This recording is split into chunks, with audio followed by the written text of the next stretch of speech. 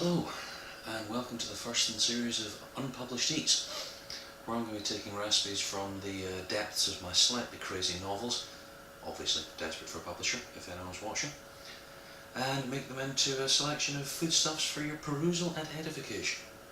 First up, I decided rather than going too crazy on my first time out in front of camera, I was going to go for Nathan's Menemen from my first novel, Empty Dark. Empty Dark's kind of a semi-hard science fiction space opera with a fairly vigorous cast of characters. This meal comes from just the kind of first point when the entire bare bones of the crew are together and they're having breakfast. Breakfast is, to my mind, it's one of the meals that is the most communal.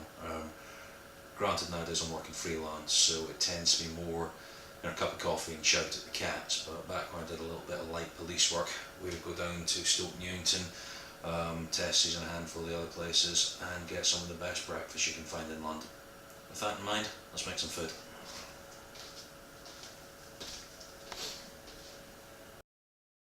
As soon as I stepped across my threshold, I felt truth in my mind. He was content, and I could feel it more strongly and deeply than ever before. I let my mind share and bask in his, and we walked in companionable silence down the looping hall to the commissary. Nathan was waiting, tucking into a bowl of something indescribable. Alright, Captain. What's a Menemen when it's at home? No clue, Nathan. Did you just go through the breakfast settings looking for stuff you didn't know? On the button, Cap. And I took a bit of blood sausage for you, Tom. Figured you wouldn't mind.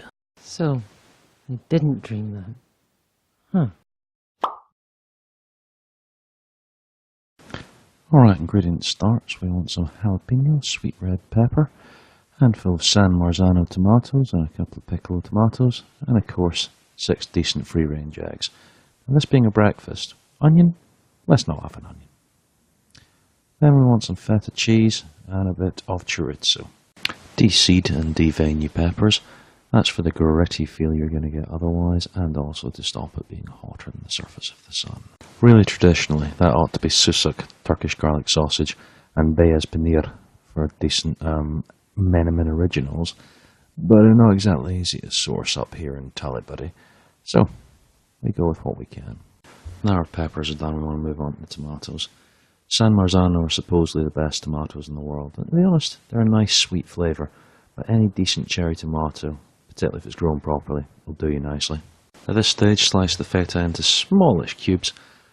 You probably also want to do the chorizo right now, but I forgot to film that because I was swithering over whether or not to actually put chorizo in, because a bit of susak is always far nicer. With your cheese done, time to go on to the eggs. A few twists of good salt and decent quality black pepper, then crack your eggs and mix them, not to a homogeneous mass, but to veins of white and yolk running through like veins of ore through a mountainside.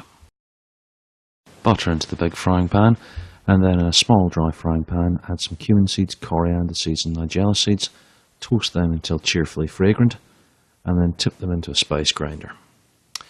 Give them about 30-40 seconds of whirl. Oh, look at the smoke coming off that. Resist the temptation to breathe it out. Once your butter is good and foamy, in go the peppers for a decent little stir around, and then add in the entirety of your spices and make sure they're suitably coated. After that, time for the tomatoes to go into the mix.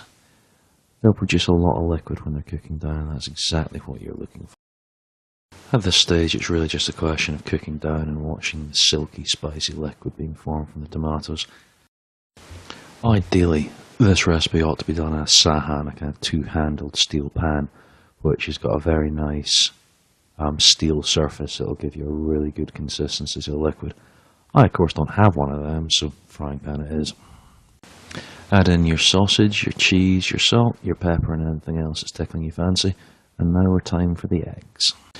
So once you've added your eggs, you realise that something has gone gravely wrong. That's alright.